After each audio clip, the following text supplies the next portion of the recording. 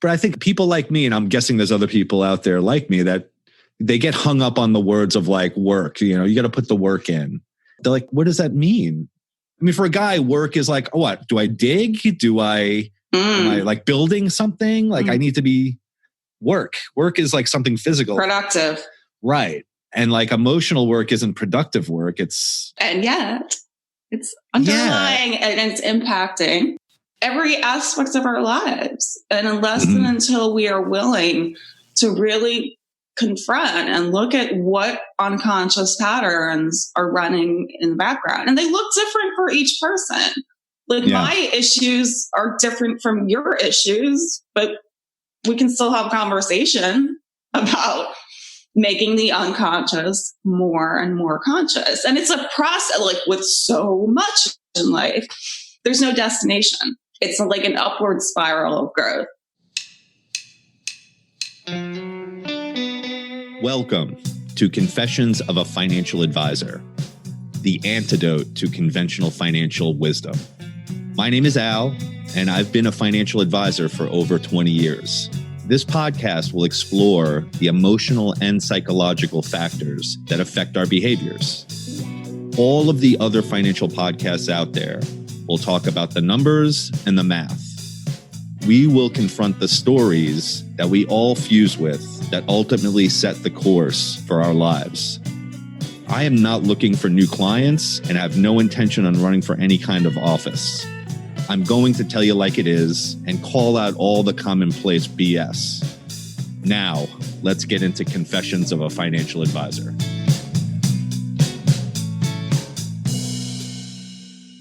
Okay, Diane. Hey, Al. This is episode 29. Through the Dark Wood by James Hollis. We've referenced this book before. Yep.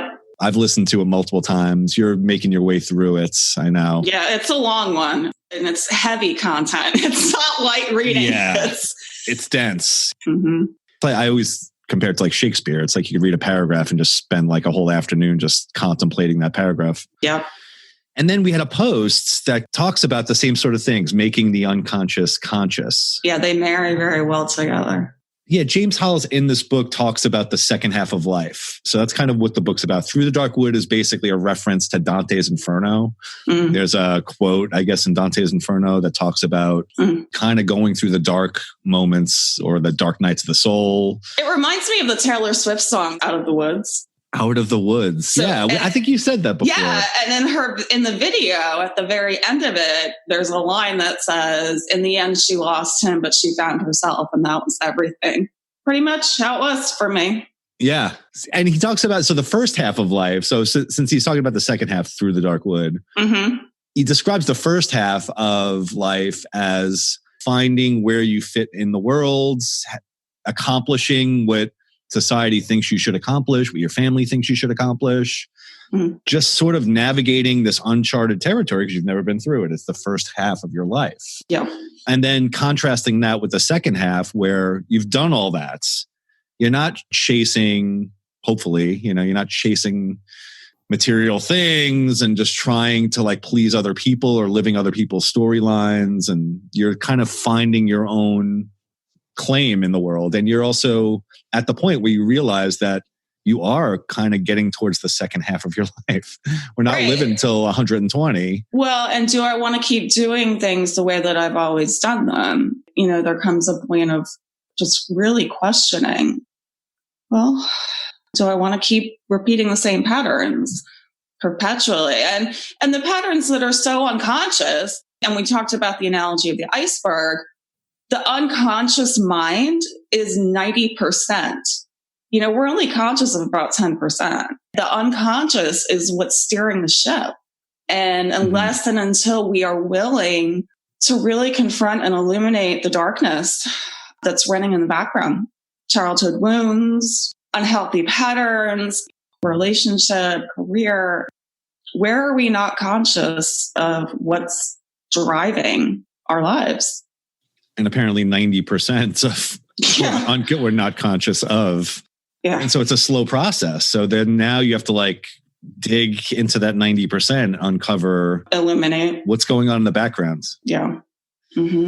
I know we talk in these kind of not generalities, but we talk about these concepts and they might seem vague to people. So I want to kind of give some examples of what we mean by this unconscious 90% under the surface. So for me, and for I think a lot of men in our society, we live in a somewhat violent world. And it doesn't mean like, people are shooting at us or that we're constantly getting into physical altercations, but there's this underlying thing, especially when you grow up as a boy, whether it's schoolyard, neighborhood, there's kind of like this male on male violence that goes on. Yeah. So every man is kind of sort of posturing up or protecting himself, afraid of humiliation, guarded, and becomes like this person that's just, you don't want to be humiliated. You want to show that you're tough to impress people.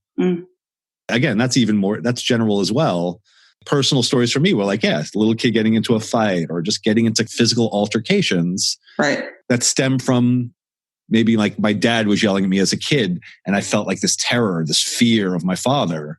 And just that feeling comes back up like with a neighborhood kid or at school in a fight. And you start to like get that feeling wired into your body. And now it could be as simple as somebody cuts you off on the road. Bam, that feeling comes back up. Or, women have that too. I told you. Oh, that's kind of why I mentioned that one. That's one women can relate to. Yeah. But then you start to realize all the different buttons that are being pressed as an adult. And you're like, that's the same damn feeling I felt like when I was 12 years old. Yep. Wait a second. It's there. It's under the surface. If you're not looking for it, you're not going to find it. Right. But then you start realizing like, oh, all right. So that's why that's happening. That's the pattern. Yeah. That's the broken record. Yeah. And so when you talk about that iceberg analogy, I always think the unconscious is steering and we're like oblivious to it for the most part. We're just along for the ride. Yeah. And how much confidence in this world are you going to have when you're oblivious to what's steering the ship of your life? So if you're oblivious to it, then you're just getting kicked around. You're being manipulated. And that's not a good feeling. No. I think most human beings want some sense of control. Some sort of agency. Agency. I like that. Yeah. I mean, that's just a human trait that, makes us feel confident about our lives, that we have to have some sense of control over what we're doing and how we're reacting. Because otherwise, you're just completely at the whim of circumstance, right? Well, a lot of people live their entire lives just asleep and completely unaware of the unconscious patterns that are running in the background. And at least for me, I've seen so many people go from one bad relationship to another. And like, you're just playing out the same patterns that unless and until you start becoming more conscious of them, they're just running in the background and they're impacting your life experience. Yeah. Well, and it gets into the whole idea of addictions. This is what James Hollis I don't know if he came up with like the comparison, but he calls addictions anxiety management systems. We all have them in some form or another. Yep. Social media, I mean, on the bad end is like, heroin, cocaine, alcohol. Yeah, alcohol. They serve a purpose and they actually are effective at what they do. Until they're not. Getting some benefit from it. It's just where does it cross the line into being harmful? Yeah. And detrimental. But it's the idea behind an addiction is that it's helping you manage anxiety. Like it's helping you. Because we're all anxious. Like, you're just not feeling centered. You're feeling like revved up. You want something to take the edge off, right? Right. That's where it starts. Have a little coffee, have a little wine, have a pill. Take the edge off a little bit. Well, I guess coffee wouldn't do it. Yeah.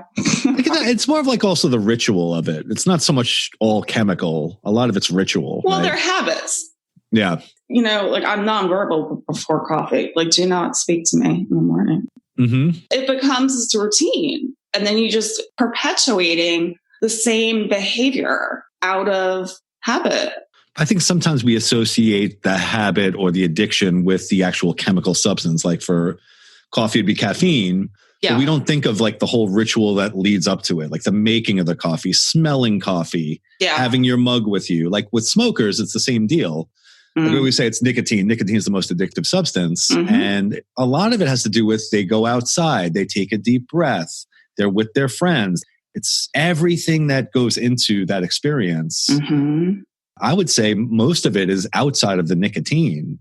It's just, that's when I get to take a break from life. Yeah, and there's a social component to it too.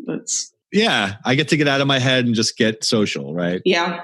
Drinking too, drinking alcohol. I mean, think about that. Our whole entire society is, you go out for drinks, right? I miss going out for drinks. So these addictions, we always think of addiction as like that intervention kind of. Yeah. It's always like the cheerleader who was like the prom queen and she was this and she was that. And then, and you fast forward 10 years, she's like in the street, she's a hooker and she's like trying to get her kids that from like 3 different men. Yeah, she's robbed the whole family of everything they have. And, it's just been this nonstop thing. We all knew those people. Like, that's what we think of addiction. But I'm like, yeah, that's like the worst case scenario. But addiction is like anything. It could be watching too much TV. Yeah. It could be obviously social media. We talk about a lot. The constant distraction, right? So, I mean, you could easily just go back to Facebook and be one of us freaking pawns out there that is just, mesmerized and like, let me check my feed. I'm like, what are you checking? You're checking the lives of people you haven't seen in 30 years. Right. Who cares? You spend an hour doing that? Like, again, it sounds so cliche, but like.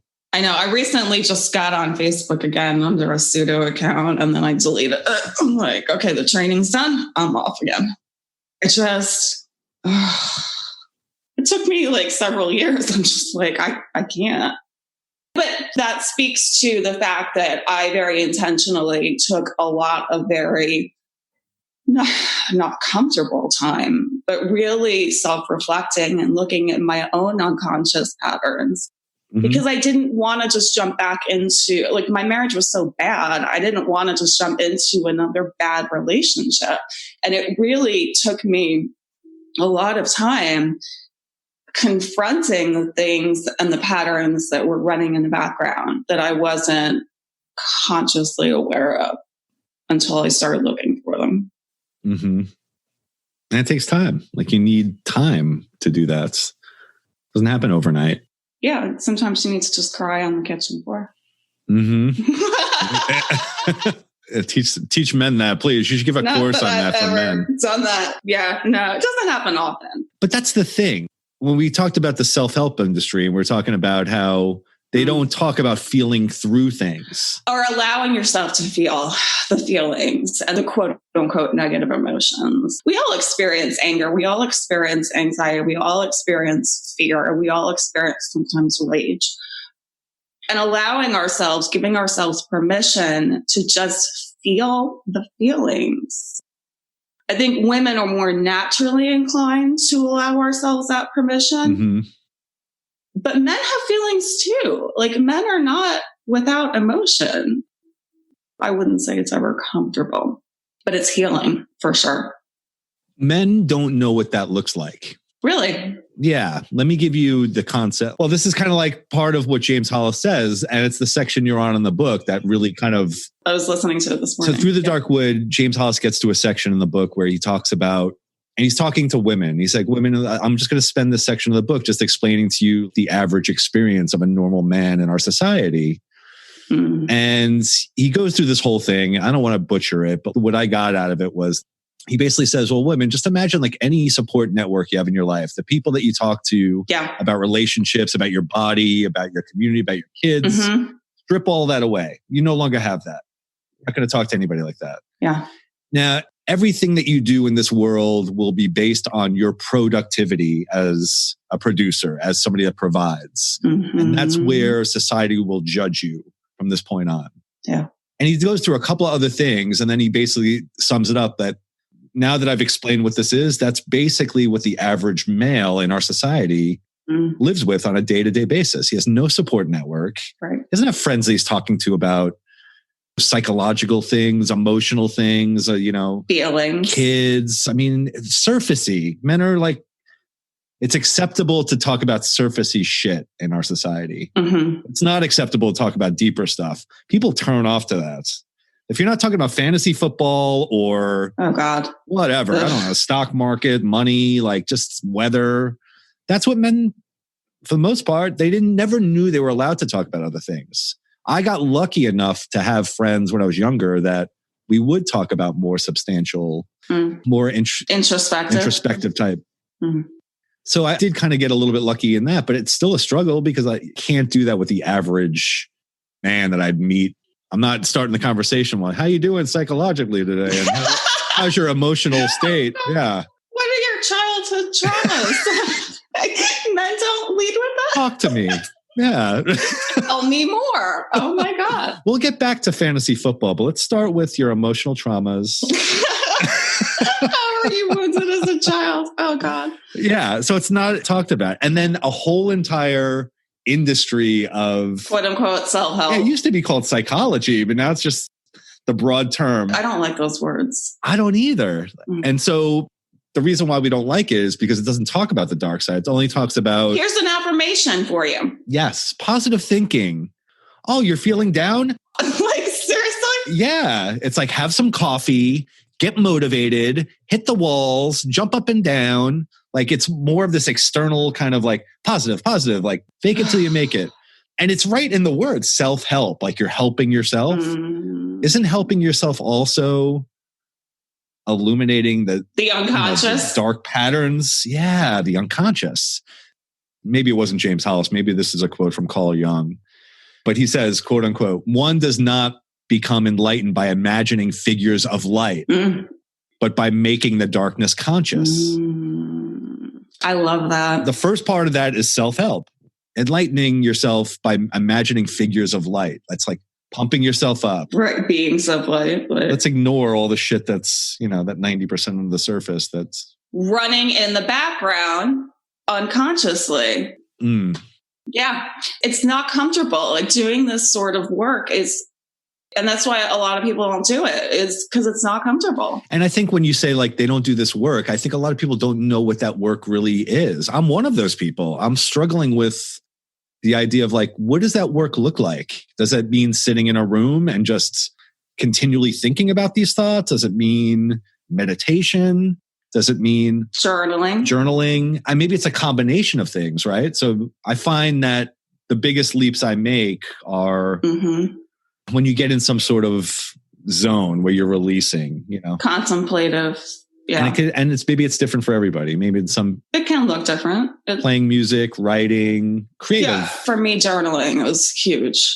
Yeah. For me, it's physical fitness. And I watch, these ridiculous races where people are running 100 miles in one race. Extreme sports. Yeah. Like ultimate running or endurance running. What do they call it? Ultra marathons, that kind of thing, where they're literally running for over 24 hours. Whew, you can have it.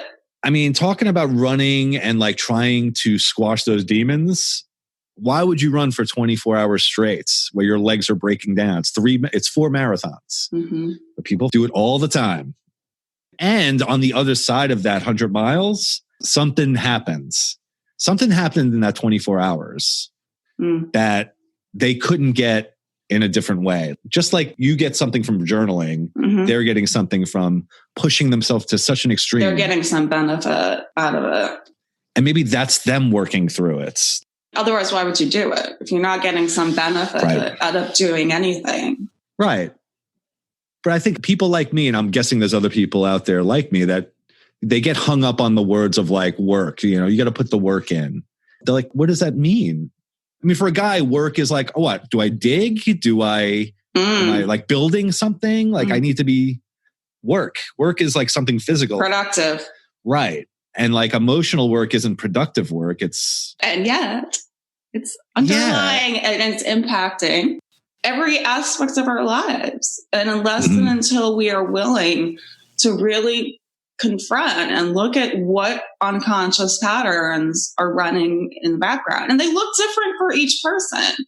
Like my issues are different from your issues, but we can still have conversation about making the unconscious more and more conscious. And it's a process, like with so much in life. There's no destination. It's like an upward spiral of growth is the way I described it. Mm-hmm. Healing is just, it's not linear. There's no destination. And that's part of the most frustrating aspect for me, because I'm like, just let me get to the goal.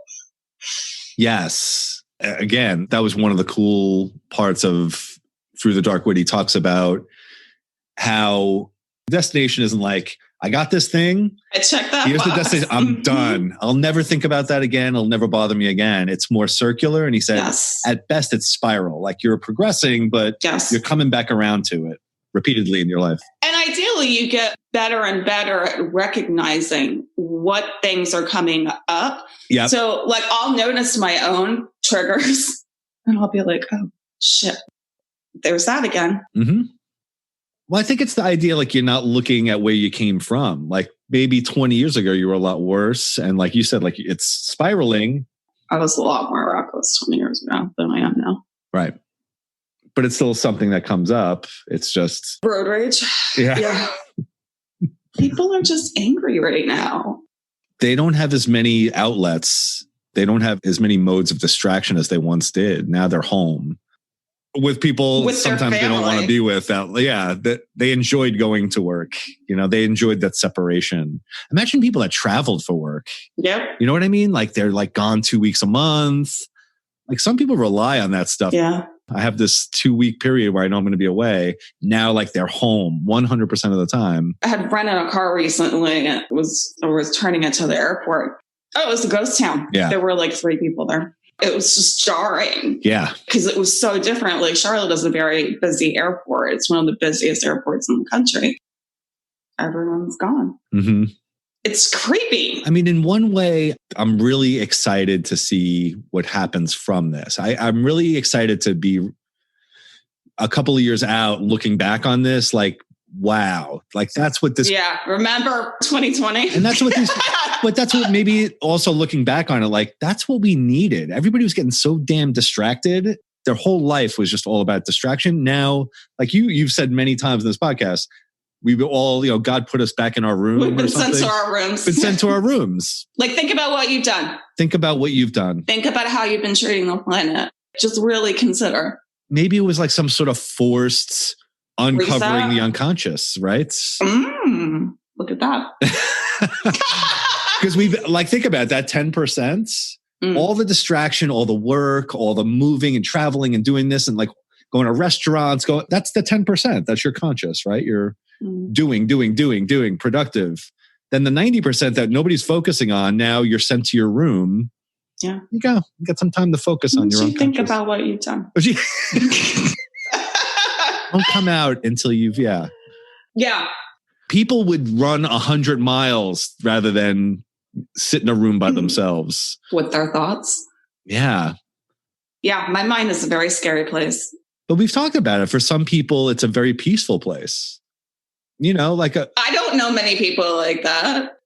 A very seasoned meditator would be very comfortable sitting in a retreat for 2 weeks in their own brain without talking to anyone. Sitting in silence. I wouldn't. Okay. I hear from just people that have experienced even shorter retreats. Go to a silent retreat for 3 days after you've never done something like that. Oh God. Like they say by day 2, they're sweating through their shirts just sitting there. I always thought that was such a weird visual.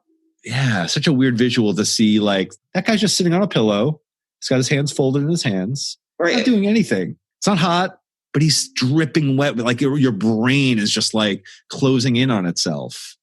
And you got nowhere to go. And like you can't get out of that thought loop. And you start to realize how crazy your monkey brain is. Yes. When you're forced to be silent. When you're forced to sit still. Yeah, you're forced to not have distraction. Because think about it. Think of how many times a day, even us, like, well, let me just check my phone for a second here. And then check my email. Let me check the weather. Let me check this. Let me get on this app and that. Just, for what reason? Except to use it as an distract ourselves. Anxiety management system. Mm-hmm. Feel a little bit of, let me check that. I got to check that. Why? To run away from the unconscious. I think I've shared with you before that I am perpetually appreciative that Facebook did not exist while I was in college. We both talked about, oh man, I mean, that's like, yeah, I did some things. I'm embarrassed by pictures, just pictures from college. Yeah. I'm embarrassed by. Imagine having like full length video. I can't imagine being a child growing up in today's society. Documented. And then you probably see this with your daughter. Yep. They're growing up with technology in their hands. I didn't have a cell phone until I was in college. Yeah. And kids today are like, yeah. if you need an IT expert, ask a 10-year-old. Like 10 years old. From 10 years old on, they got a phone. Oh, yeah. Trying to really be practical about what this work means to you, I think is a good first step. I feel like that's the step I'm at. I'm trying to realize like, all right, I know what I've done in the past and I know which patterns have been, again, like those anxiety management systems of just trying to like distract myself. Now that I know that, like, what are the ones that actually have helped and have opened up? Where do I want to shift and how do I want to change? Right. And which ones that are uncovering that unconscious 90% and illuminating it. And I know a big part of it is definitely exercise. I definitely thinking about taking up journaling too, because I know that's got to be very therapeutic and just, yeah, that's got to feel good just to get your thoughts out of your head. You know, I'm starting to realize all the ones that I'm doing unconsciously, like just the patterns. And then just knowing what that work is, because I've heard that so much, not only in the self-help industry, but just like in therapy and, you know, you got to do that internal work. You got to do it. What does that mean? Please. Like we should write a book on just that. What does internal work look like? Because a guy doesn't know what that is. Maybe women are more intuitive as far as knowing what that means. Perhaps. But a dude does not know how to do that. How sad for men. Yeah, we're like using caveman style tools to deal with something that needs, you know, surgical precision. For instance, like we'll do like crazy, like try to climb Mount Everest or just do extreme things to kind of break that barrier, to let our guard down, to experience something that we haven't experienced. Where I think women don't need, again, generalities here, but women don't really need that kind of, they don't use such a blunt freaking tool. Yes. They can express more naturally. They're allowed to. They're given permission in our society to do that. Right. For the most part. And then men are not often given permission to just feel. We both come at it from two different places, trying to end at the same sort of destination area where, you know, you're coming from a place where you want to be bigger. You want to, why am I being small? Right. But even to make it even more simple than that and to put it in context with what women do. So women want to expand and be bigger and live bigger. Men were always told that they have to be bigger, like be bigger than life, make more, produce more, do this. And then when you get to that second half of life, you start to realize like that was the wrong ladder I was climbing. Like, I don't want to be bigger. Like, actually, it's going to help me to be smaller. Like, stop being so grandiose. Sometimes just sit on the kitchen floor and cry. It's really... God, I wish Yeah, it's liberating. I mean, it doesn't sound like I do this often. I mean, it doesn't solve everything, right? It's not like, you know, it helps. It's just the form of release of the emotion of whatever I'm feeling. Just allowing myself to feel sad, to just allow myself to feel the sense of loss.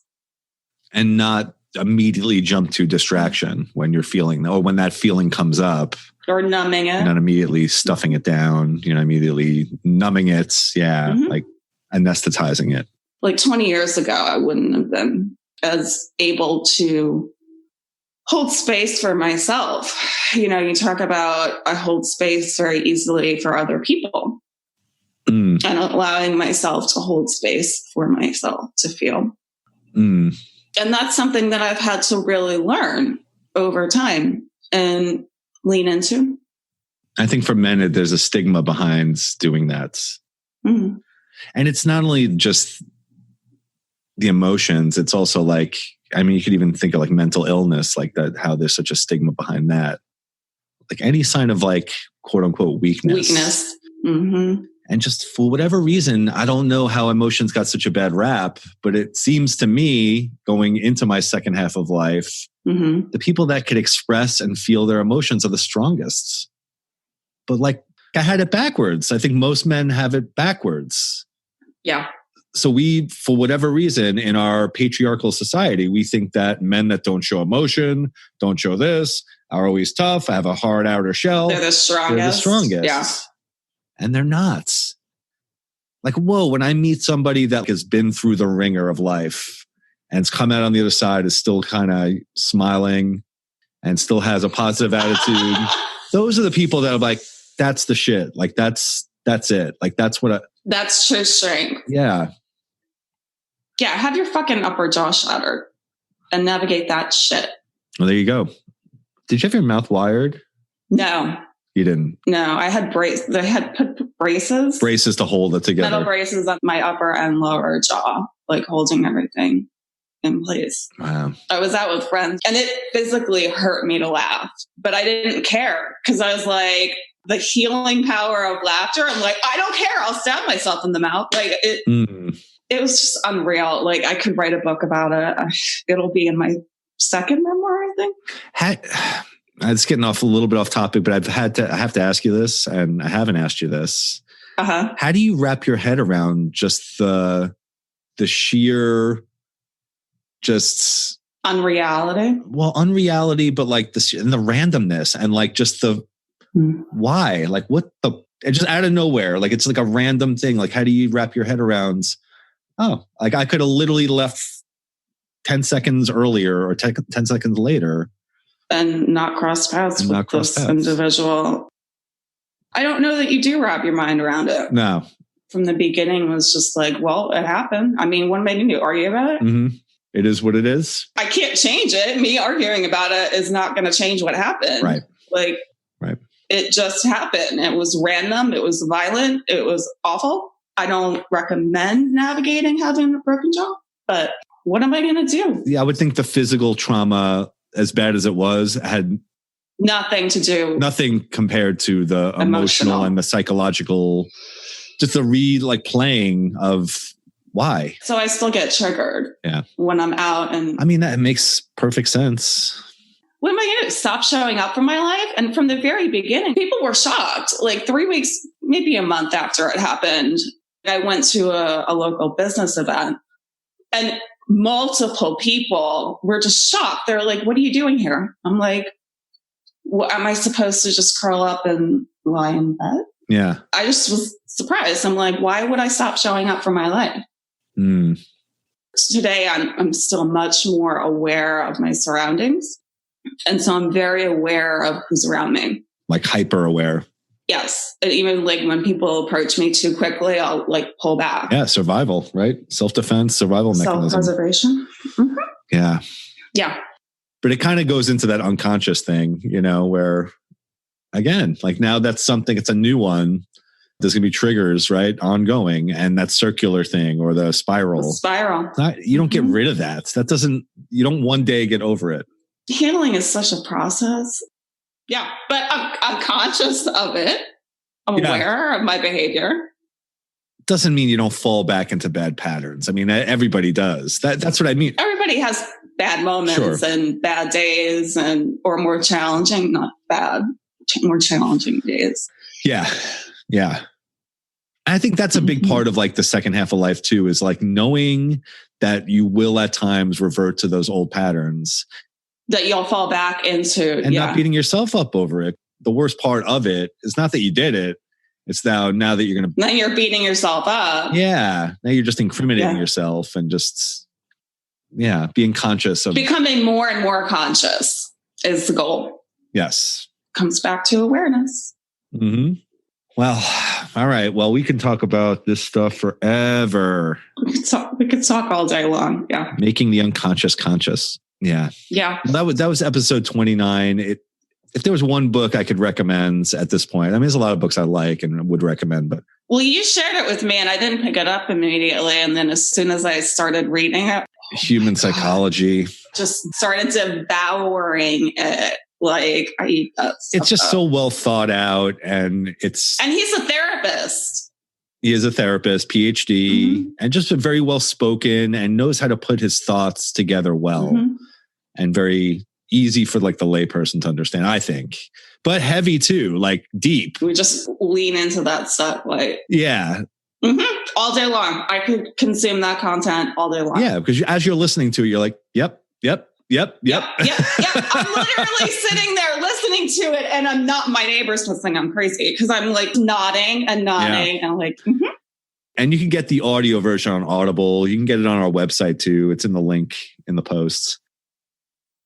So yeah, follow us at faconfessions.com. His name is James Hollis, PhD. Through the Dark Woods, his book. And that was the post. So. I like that. I just like that title too. Yeah. There's something about that title. Yeah. That I like. Well, it's kind of like that idea of, the dark night of the soul, through the dark woods, like these dark kind of things that. Yeah, it's not all rainbows and butterflies, people. It's, you got to go into the dark night. But if you really want to grow and progress and become more and more conscious, you're going to have to go within. I can't end it there. There's one more point that just came up in my mind about this book that I have to talk about. So he talks about how when back, before our generation, before the millennials, before more like from World War II before, when you were a 12 or 13 or 14-year-old boy or girl, there would be some sort of initiation into becoming like a ritual. And he would call it like, as far as like there'd be a kidnapping, there would be like you'd be thrown out in the woods by yourself for a week's time. There was something that happened. Have your ear notched or like your like some sort of physical trauma that was a rite of passage. It was a rite of passage. And there was a little turning point in the child's life where they went from child to adults, where they felt like they were able to protect themselves. They were able to be self-sufficient and self-reliant, which we don't have anymore in our society. Right. That's completely gone. We don't do that. If anything, it's the opposite, right? We're basically doing everything we can to protect and shield and comfort and coddle. Yeah, it's another book we're going to cover. Coddling of the American Mind is a book that I read that was fantastic about that.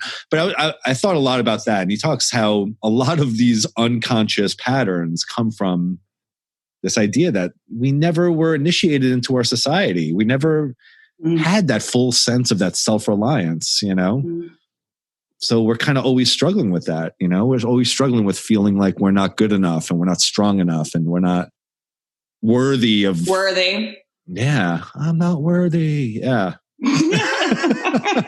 Oh, God. So yeah, that was one of another really cool point that he brings up is that, our current culture does not have that because we look at that as like almost barbaric. Right. Wow, kidnap a kid. And, like the Aborigines they would call it, what do they call it? Like the walkabout. A walkabout. Oh, yeah. Australian Aborigines, they'd send the kid off at 13, just freaking into the outback. And like, here you go, kid. See you in 2 weeks or whatever it was, And then the kid would come back after 2 weeks of fending for himself overnights out in the middle of nowhere. Parents today are wrapping their kids in bubble. Right. I mean, and still don't let them outside with the bubble wrap on. Yeah. It is that way. Bubble wrap is perfect. That's the perfect description. That kind of doesn't sum it up. No. It does not sum up that book. So go out and get that book. Yeah, it's a really, really good book. So that was episode 29. Next week is episode 30. And we're going to say it's our 1 year anniversary. Yeah, we're going to celebrate. It's at least the same month. It's not to the date, but it's the month. I don't remember what the exact date was, but it was June. It was June 19, when the world was open. Back when we could meet at coffee shops and have conversation with people. Before masks. Mm-hmm. Yeah, I figured next week we'll just kind of go back through how everything started. The last year in summary. The year in review. The year in review, ending with 2020. Ooh. So come visit us, FA Confessions, like, subscribe, share. Comment, review. Yeah, it was fun, Diane. Always a pleasure. We'll see you next week. Yeah. For our 1 year anniversary. Bye. See you next week. Bye, everyone.